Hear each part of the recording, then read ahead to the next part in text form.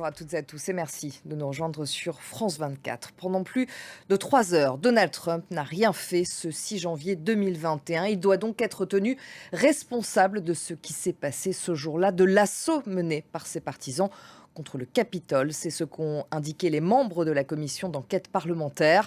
L'ancien président américain est accusé d'avoir failli à son devoir de commandant en chef. Alice Broga.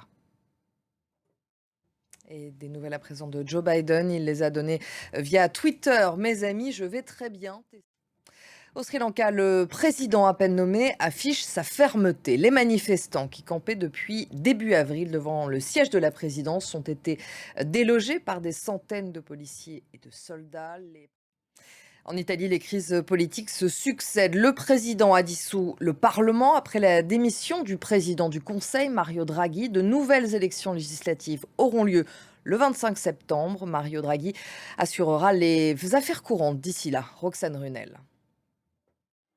Les exportations de céréales ukrainiennes devraient bientôt pouvoir reprendre. Un accord sera signé aujourd'hui en Turquie entre la Russie et l'Ukraine alors que les deux pays sont toujours en guerre.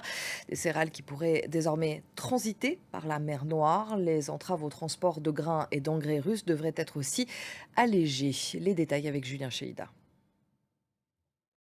Au Mexique, la mort d'une femme brûlée vive a bouleversé une grande partie du pays. Mère d'un enfant autiste, cette militante faisait partie de Yo Cuido Mexico.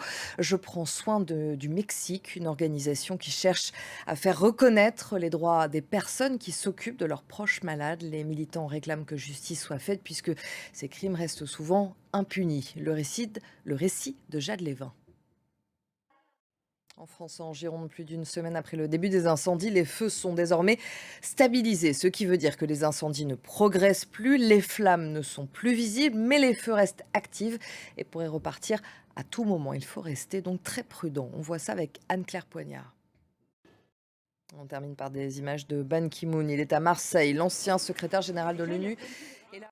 Et c'est la fin de cette édition. Merci à vous de l'avoir suivi. Je vous retrouve dans 15 minutes pour un nouveau journal. À tout à l'heure.